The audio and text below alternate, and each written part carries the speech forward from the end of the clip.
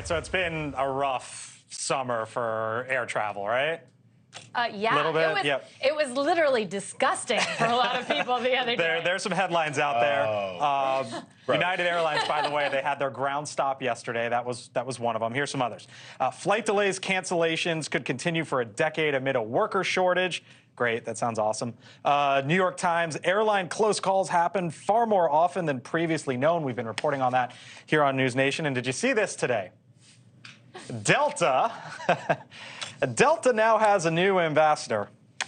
Tom Brady joining as a strategic advisor for Delta. That ain't gonna fix anything. When's the last time he's been on a commercial flight?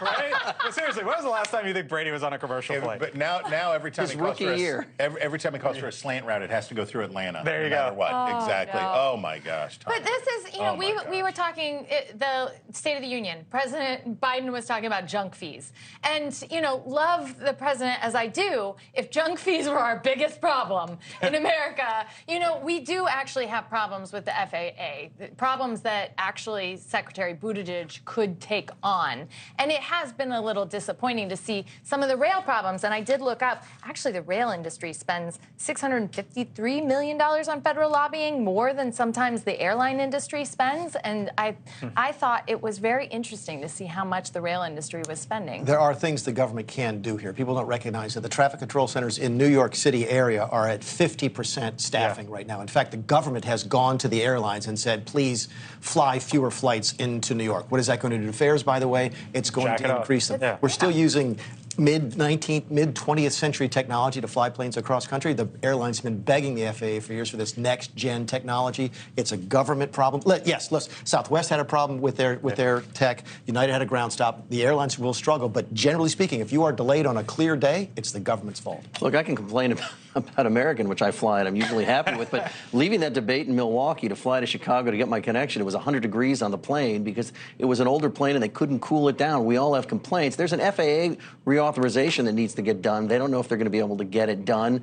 And I will say, it's just as a political matter, because that's what I'm good at.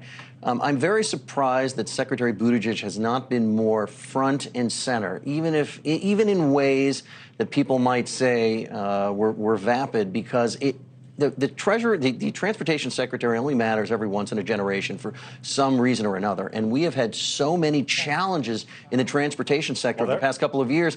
And it was an opportunity for him to really turn himself into presidential timber. And I feel like he's missed a moment. Well, they're coming after him. The House Oversight Committee, James Comer sent a letter to Pete Buttigieg just yesterday, I believe, in which they say the failures indicate a recent and disturbing pattern of failures at the department placing at the safety of Americans' risk. Therefore, we request a briefing, documents, and communications related to the department's efforts to investigate and remediate these issues to protect the safety of all Americans. Is the Oversight Committee going to fix this thing? It's going to solve it. They're going to have conversations about setting up commissions to have possible meetings about possible solutions. Hey, let's be clear. We know what the real problem here is, and we all know what the real problem is. Do you know? It's adult men wearing flip-flops on airplanes. And I just want to say to you, men of America, you have to stop.